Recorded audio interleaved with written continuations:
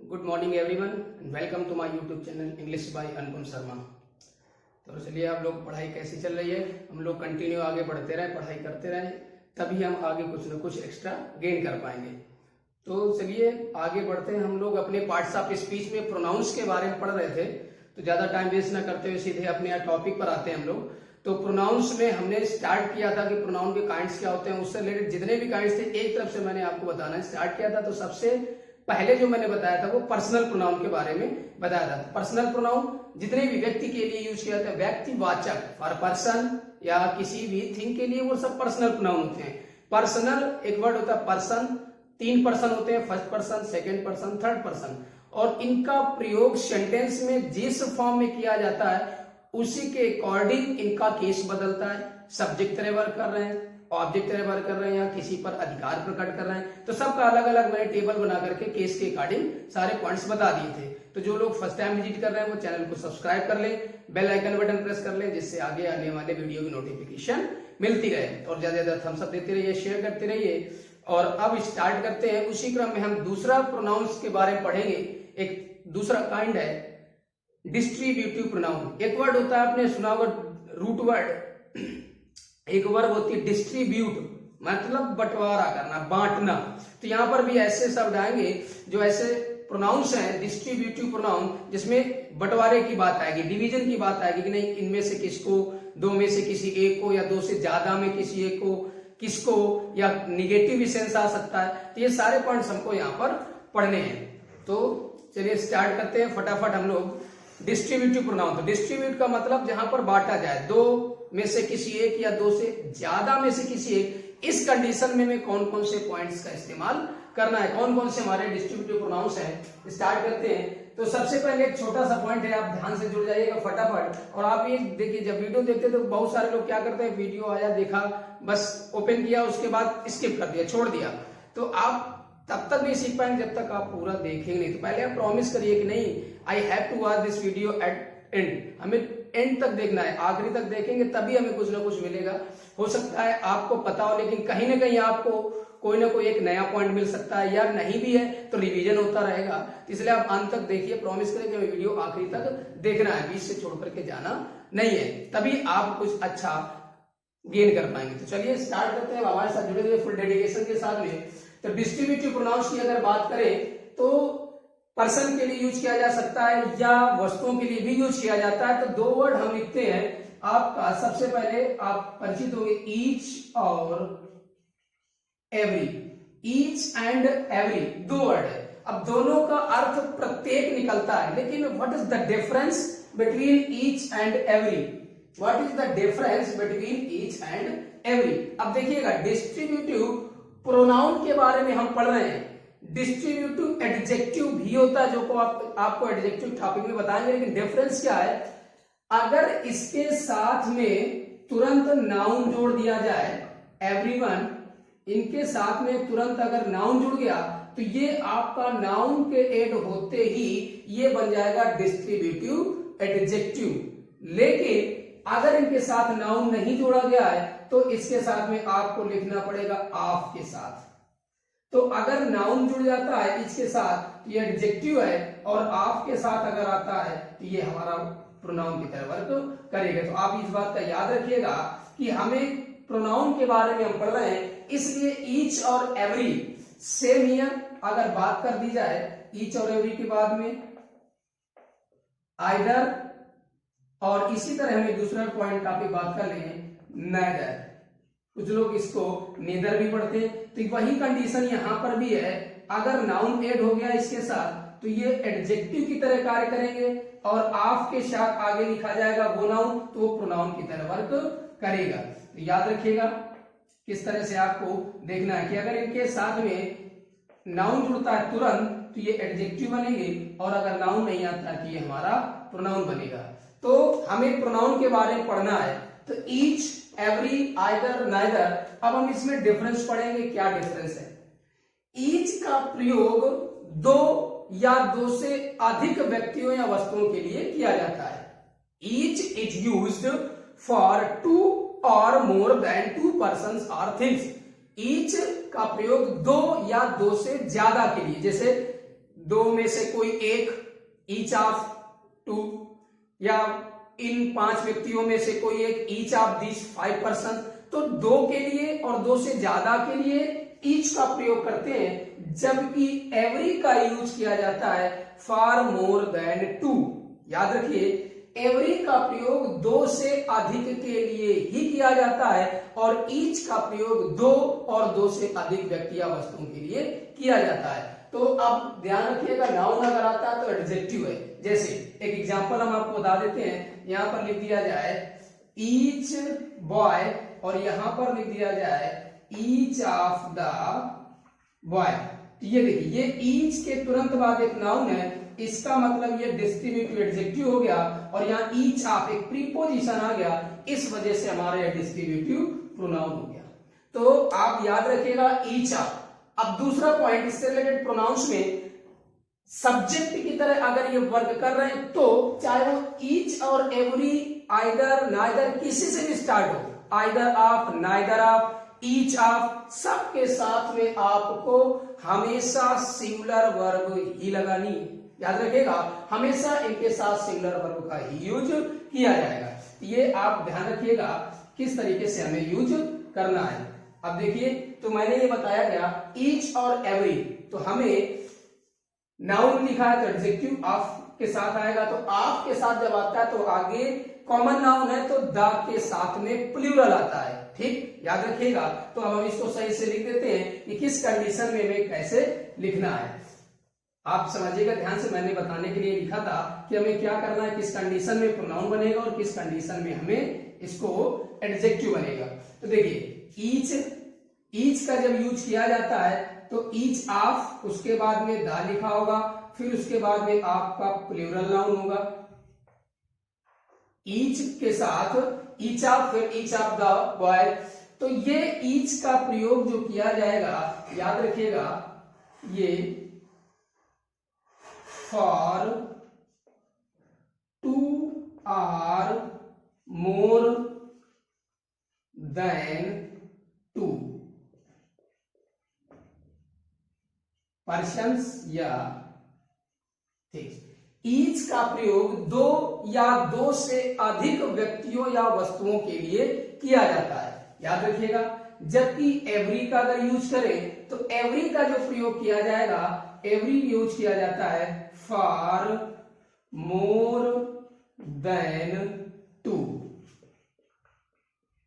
Persons or things. हमेशा दो से अधिक के लिए ही प्रयोग किया जाएगा, जबकि ईच का प्रयोग दो या दो से अधिक दोनों के लिए किया जाता है। ठीक, अब बात करते हैं आइदर और नाइदर का। तो आइदर का प्रयोग जब किया जाता है तो याद रखिएगा आइदर ऑफ, आइदर ऑफ का जब प्रयोग किया जाएगा तो सिर्फ और सिर्फ टू के लिए।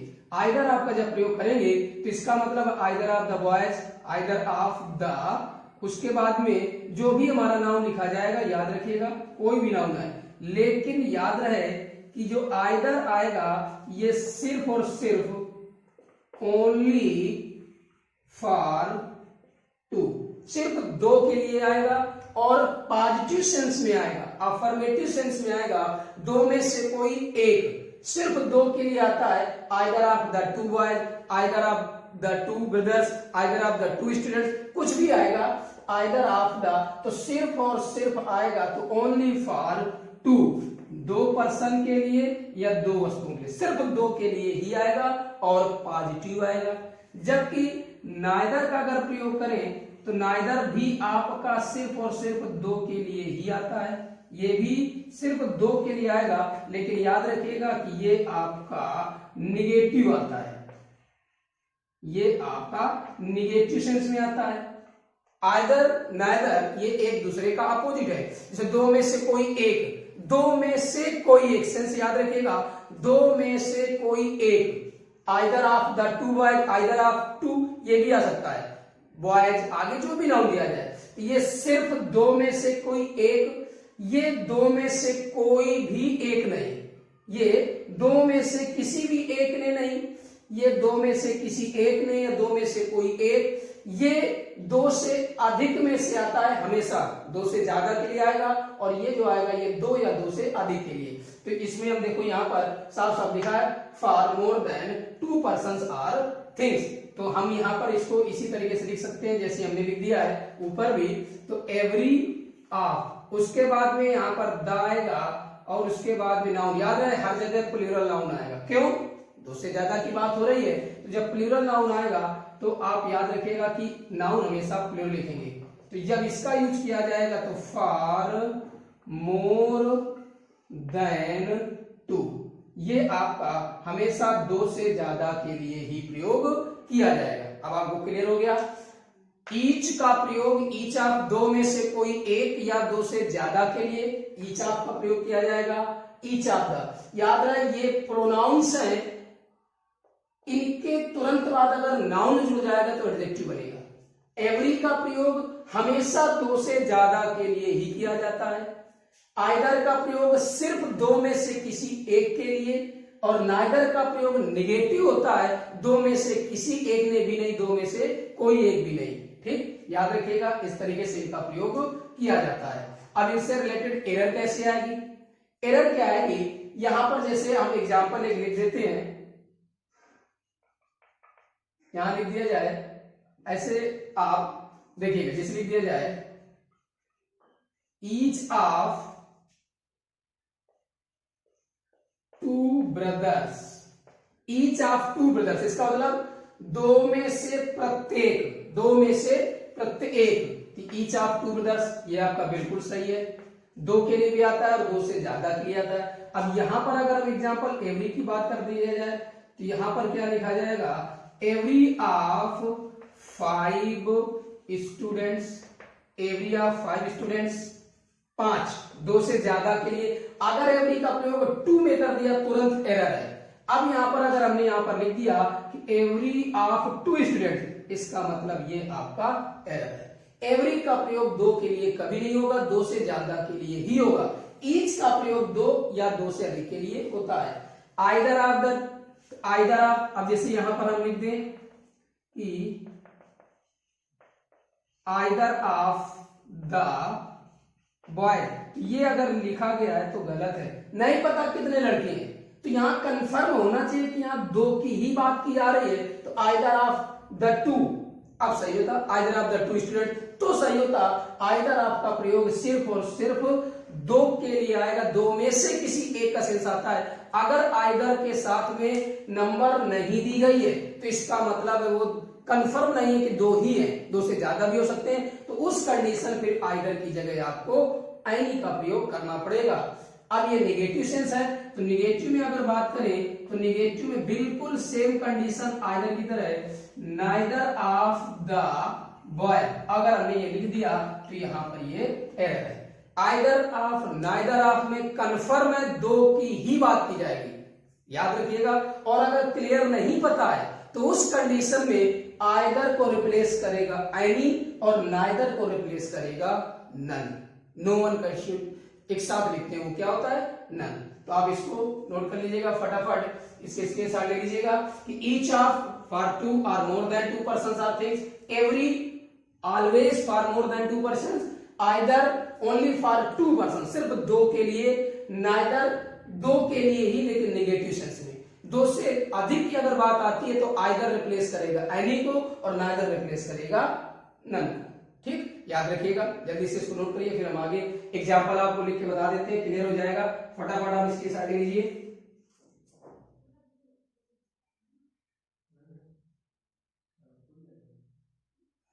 ठीक हो गया। अब देखिए इससे रिलेटेड जो पॉइंट्स हैं वो हम कैसे लिखेंगे।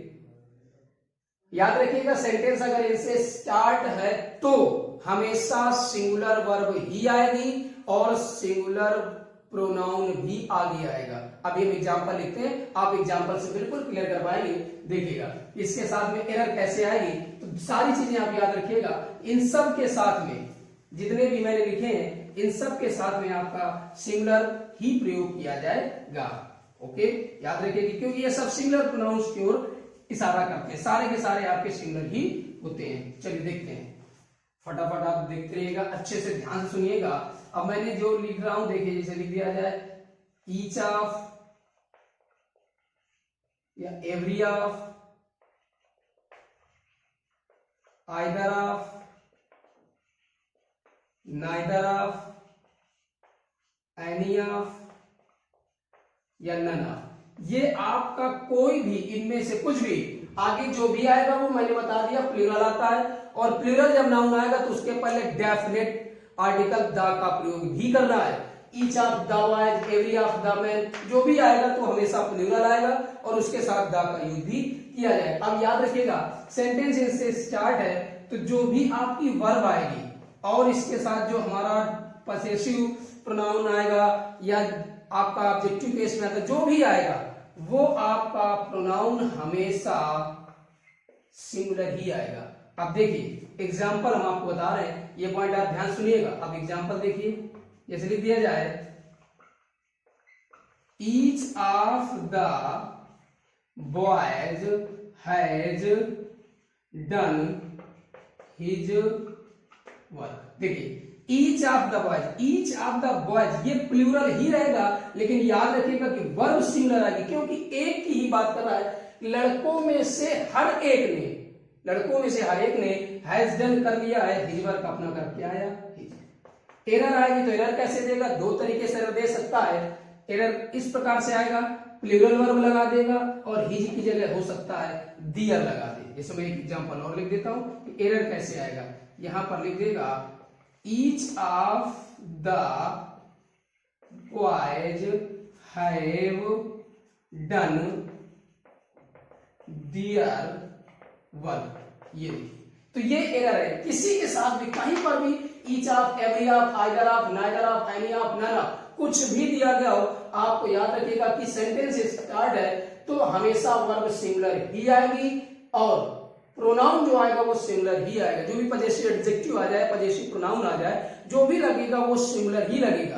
बट आप ये याद रखिएगा कि आपको अगर जेंडर क्लियर है तो उसके आधार पर आप हिज या हर जो मन हो वो लगा सकते, जैसा भी आपको अगर क्लियर पता है तो। अगर नहीं मालूम है किसकी बात की जाए तो आपको प्रेफरेंस में हमेशा हिज रखा जाता है, याद रखिएगा।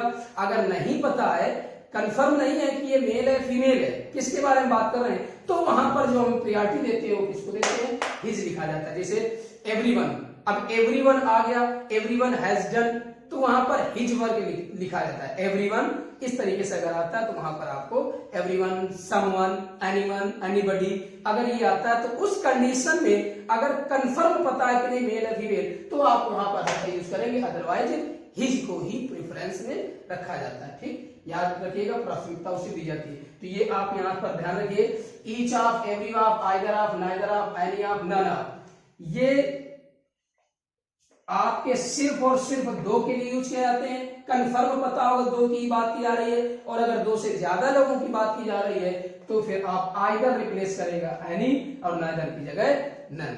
ठीक, याद रखिएगा, ये आप इसको नोट कर लीजिएगा फटाफट इसके साथ, फिर आगे बढ़ते हैं। इस प्रकार से हमें सेंटेंस कैसे रन करना है, कैसे एरर्स आएगी, उसके बाद हम दूसरा देखिए एग्जाम्पल आपको और बता देते हैं। यहाँ पर ईच और एवरी वाला जैसे लिख दिया जाए कि either of the students, either of the students. अब ये अगर लिखा गया है तो इसका मतलब है कि आइदर ऑफ द स्टूडेंट, तो आइदर सिर्फ दो के लिए यूज किया जाता है। तो अब आपको यहां क्लियरली पता तो है नहीं कितने स्टूडेंट्स हैं, तो आइदर ऑफ द स्टूडेंट्स यहां पर लिख दिया कि has not done his task. दो में से किसी एक ने, अब एक चीज बताओ, दो में से किसी एक ने, दो में से किसी एक ने ऐसा काम नहीं किया, दो में से कोई एक दो की बात करता है। यहां पर क्या आपको पता कितने हैं? नहीं मालूम। जब नहीं मालूम है तो इसका मतलब कि यहां पर आइदर एरर है, यहां पर आपको क्या करना पड़ेगा? Any of. अब ये आपका सेंटेंस बिल्कुल सही हो गया। तो मेरे बताने का मतलब यही है कि आइदर ऑफ और नाइदर ऑफ सिर्फ दो के लिए, अगर दो से ज्यादा है, नंबर नहीं पता है, तो उस कंडीशन पे आइदर की जगह एनी और नाइदर की जगह नन। याद रहे इनके साथ वर्ब और प्रोनाउन सिंगुलर ही आएगा, आगे हिज या हर यही लगेगा, हर सेल्फ या हिमसेल्फ सिंगुलर ही आएगा, कभी प्लूरल नहीं आएगा। आप इसको नोट करिएगा जल्दी से, उसके बाद फिर हम आगे बढ़ते हैं।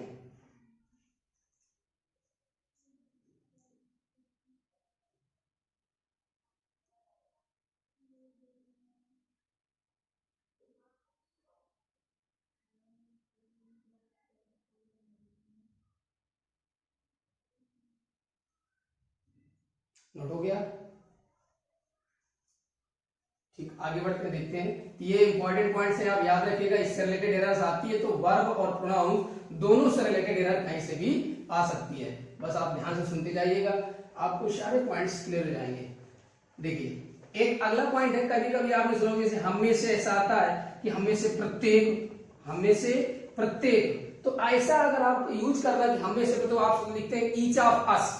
जैसे हम लोग लिखा जाता है एक वर्ड है तो हम ये लिखते हैं कि अगर ईच का प्रयोग सब्जेक्ट के तौर पर किया गया है, ईच का प्रयोग सब्जेक्ट के तौर पर अगर किया गया है तो हमेशा ईच वर्ब के पहले रखा जाता है। ईच का प्रयोग अगर सब्जेक्ट के तौर पर किया गया है तो उस कंडीशन में हमें ईच का प्रयोग वर्ब के पहले करना है। हम एग्जांपल लिख के देते हैं आपको उससे क्लियर। जैसे we each have done, we each have done, ठीक, the task, जो भी कार्य हमने कर लिया है। अब यहां पर देखिएगा एरर कैसे देता है। एरर यह देगा we have each done the task। Done लिखो या कंप्लीट कर दो, जो भी मन हो। तो देखिए मैंने क्या बोला कि ईच का प्रयोग सब्जेक्ट के तौर पर अगर किया गया है तो उस कंडीशन में वो आपका वर्ब के पहले लगाया जाएगा, ना कि वर्ब के बाद में। याद रखिए, हो सकता है आपका हेल्पिंग वर्ब ना दी गई हो, सिर्फ मेन वर्ब आ जाए, तो उस कंडीशन में भी आपको ईच का यूज वर्ब के पहले ही करना है। अगर वर्ब के बाद कर दिया तो एरर हो जाएगा। फॉर जैसे एक एग्जांपल आपको और बता देते हैं, लिख दिया जाए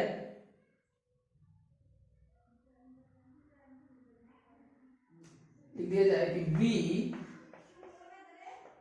tried each our best to win the match. अब देखिए ये आपका एरर है। मैंने क्या बोला, यहां पर तो हेल्पिंग वर्ब दी गई थी। अगर सेंटेंस में हेल्पिंग वर्ब ना हो उस कंडीशन में भी आपको क्या करना है, उस कंडीशन में भी आपको ईच का प्रयोग सेंटेंस के वर्ब के पहले ही करना है। जो भी सेंटेंस की वर्ब है उसके पहले ईच का प्रयोग किया जाएगा।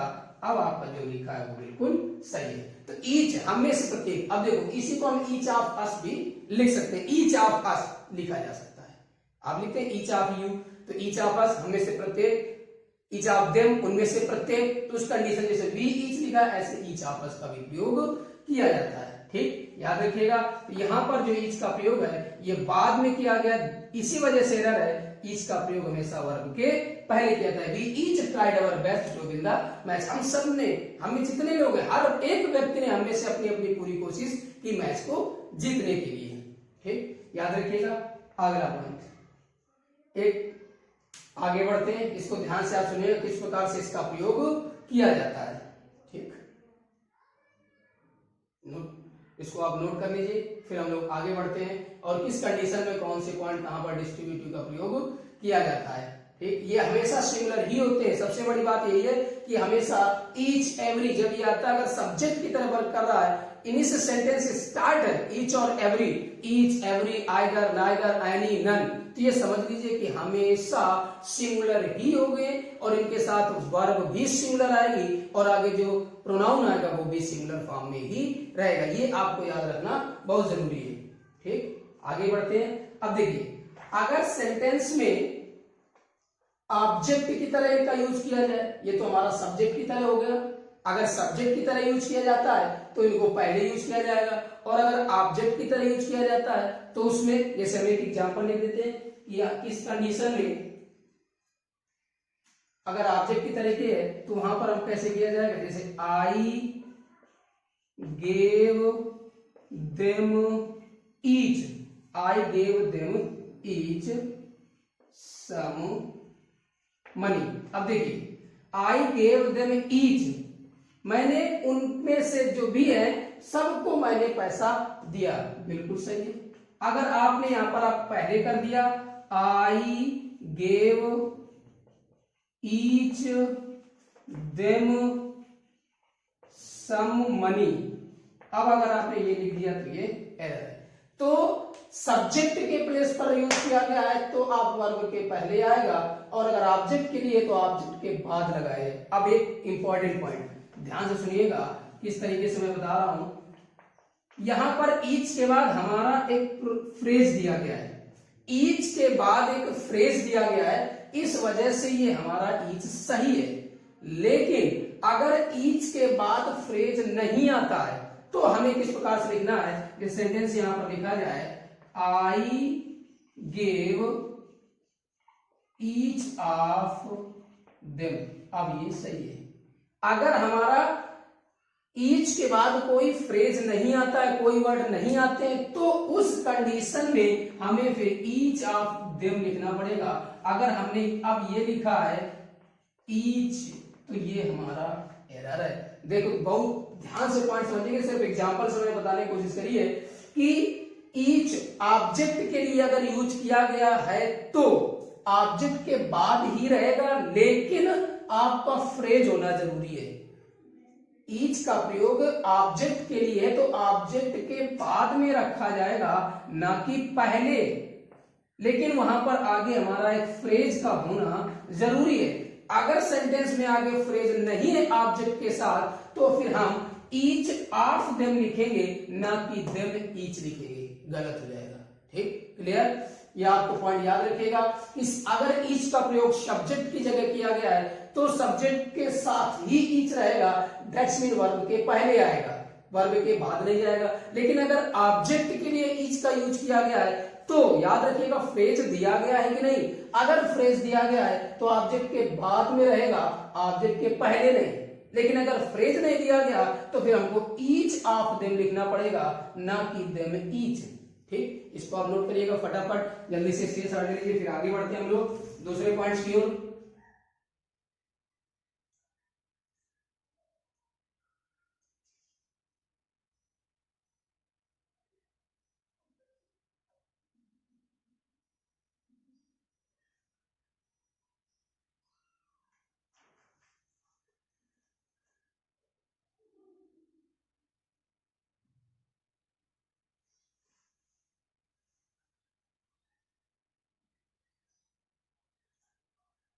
नोट हो गया? क्लियर?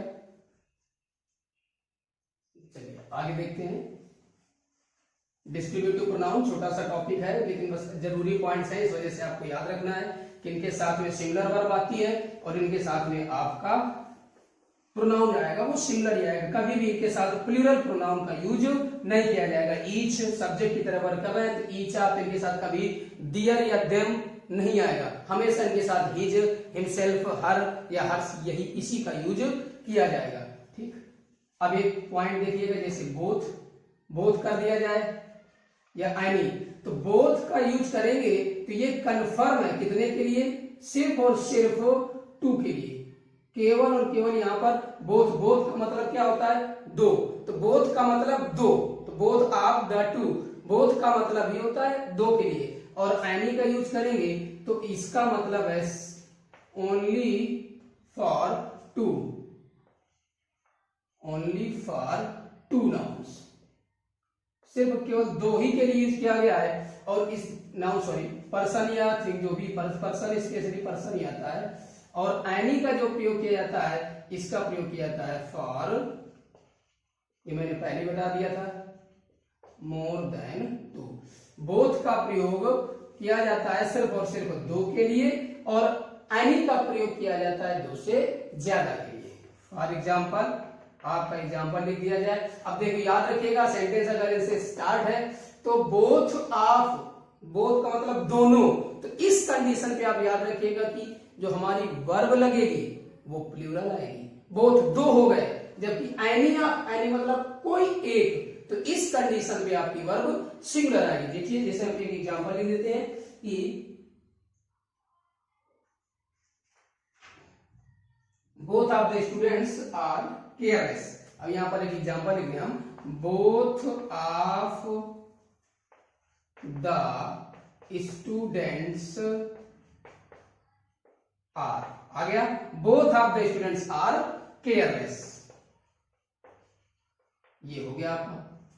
और एनी एक तरीके से निगेटिव सेंस में भी यूज किया जाता है। हाँ, एक इश्यू में हम और ले लेते हैं, अगर हम बात करें ऑल की, तो ऑल में आपका दो से ज्यादा की यूज किया जाता है। ऑल जब भी आएगा तो इसका मतलब है मोर देन टू, ये भी याद रखिएगा। एनी तो होता ही है, एनी मैंने बोला था जैसे आइदर दो के लिए, तो आइदर की जगह एनी आएगा। जब दो से ज्यादा की बात करेगा, दो में से कोई एक, तो either of the two boys, और दो से ज्यादा आइदर ऑफ द बॉयज, दो से ज्यादा। ऐसे नाइदर और नन, तो बोथ और ऑल, बोथ सिर्फ दो के लिए और ऑल आपका दो से ज्यादा के लिए। जैसे लिख दिया जाए all of the boys, all of the boys, सभी लड़कों ने, all of the boys are careless. अब यहां पर हमने लिख दिया ऑल ऑफ द बॉयज, तो ये बोथ का मतलब सिर्फ और सिर्फ दो, इसका अर्थ दो के लिए निकलता है, और ऑल का प्रयोग दो से ज्यादा के लिए यूज किया जाता है। ठीक, याद रखिएगा। अब देखिए एक पॉइंट है, कहीं कहीं पर ऐसी चीजें, एक ऐसा सेंटेंस होता है जहां पर हमें सेंस से पता चल जाता है कि वहां पर एनी का यूज किया जाना चाहिए या आइदर का यूज किया जाना चाहिए। वहां पर न्यूमरल एडजेक्टिव नहीं दिया गया होगा नाउन के साथ, नाउन के पहले न्यूमरल एडजेक्टिव नहीं होगा, दैट्स मीन नाउन की नंबर क्लियर नहीं की गई होगी, नाउन की संख्या क्लियर नहीं की कि दो है कि तीन है कि चार है। लेकिन जो नाउन लिखा होगा उससे हमें पता चल जाता है कि ये दो होंगे या दो से ज्यादा होंगे। जैसे एग्जाम्पल लिखते हैं, आप इसको नोट कर लीजिएगा, फिर हम आगे एग्जाम्पल लिख देते हैं, फिर आप उसको समझिएगा जल्दी से किस प्रकार से यहां पर आपको करना है।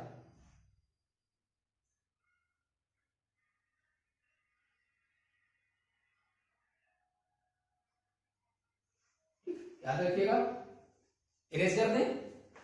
देखिए मैं बता ही रहा था कि कभी कभी जैसे कुछ नाउन, अब यहां पर ऑल ऑफ द बॉयज, पता नहीं कितने लड़के हैं, सही है, बोथ आप इससे कंफर्म हो गए दो ही है, तो आइदर और नाइदर, एनी और नन, इनका मैंने प्रयोग बताया। अब इनको आप ध्यान सुनिएगा किस प्रकार से आपका यूज करना है। जैसे मैंने क्या बोला था, आइदर और नाइदर सिर्फ दो के लिए, और अगर दो से ज्यादा की बात करें तो आपको एनी और नन लगाना है। अब हम एक एग्जांपल लिखते हैं, ये मैंने पहले बता दिया था, जिसे लिख दिया जाए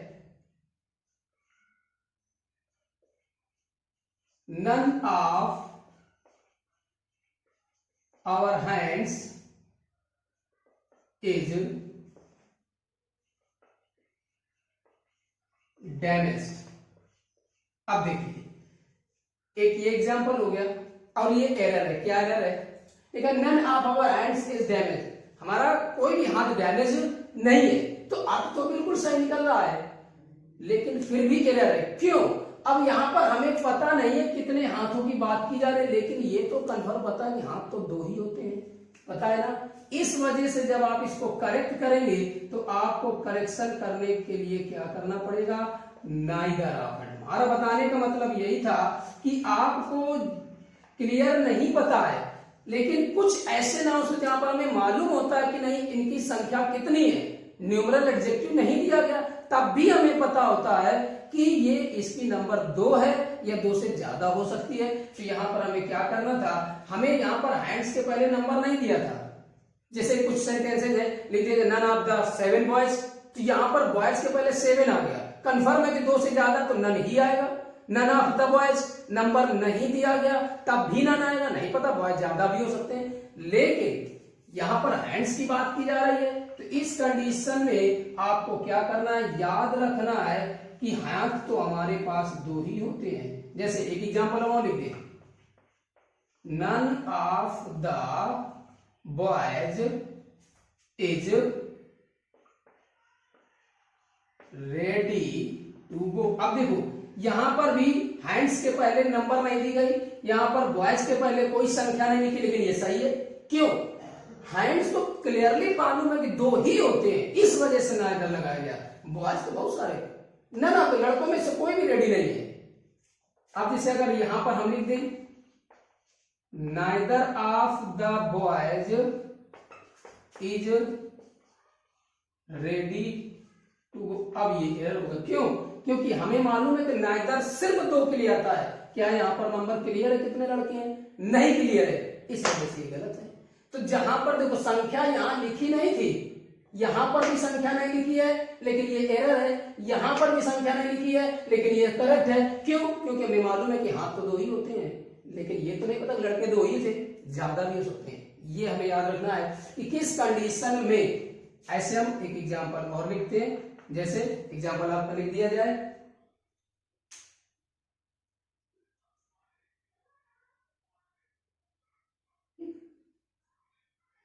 आइदर वाला लिख दिया जाए, नाइदर कुछ भी लिख दिया जाए।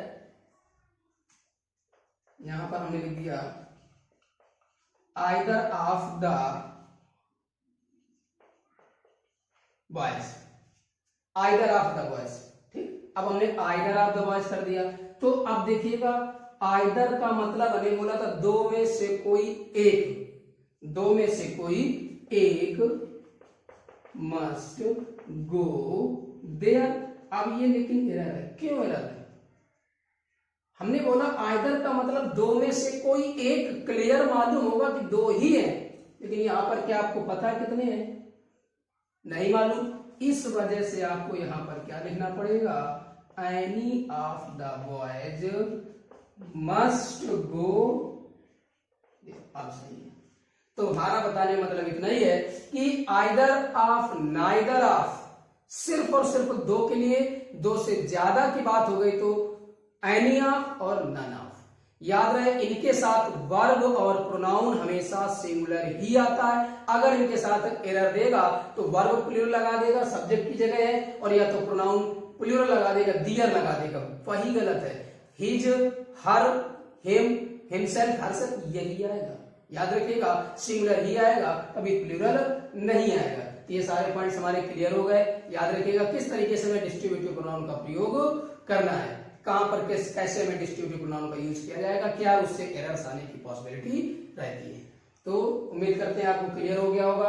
आप अच्छे से रिवीजन करिए, पढ़िए ज्यादा ज्यादा, और आप जुड़े रहिएगा। अंत तक जरूर देखा करिए, वीडियो बीच में छोड़कर मत जाया करिए। जितने लोग बीच छोड़ के चले जाते हैं, वीडियो नहीं देखते हैं, तो आप जब बीच में हर चीज छोड़ेंगे तो आदत पड़ जाएगी, तो फिर आप कुछ भी कभी भी परफेक्शन को गेन नहीं कर पाएंगे, तो फिर आप कुछ नहीं कर सकते हैं। तो चलिए आप चैनल को सब्सक्राइब कर लें एक बार, जो भी जिसने भी अभी तक सब्सक्राइब नहीं किया है वो सब्सक्राइब कर लें, बेल आइकन बटन भी प्रेस करें, ज्यादा ज्यादा शेयर भी करते रहें, थम्स अप देते रहें, पढ़ते रहें। तो फिर मिलते हैं अगले वीडियो में आपको एक नए टॉपिक के साथ में, नए रूल्स के साथ में। तब तक आप पढ़ते रहिए, आगे बढ़ते रहिए, घर में रहिए, सुरक्षित रहिए। Take care. Thanks for watching this video. Good bye.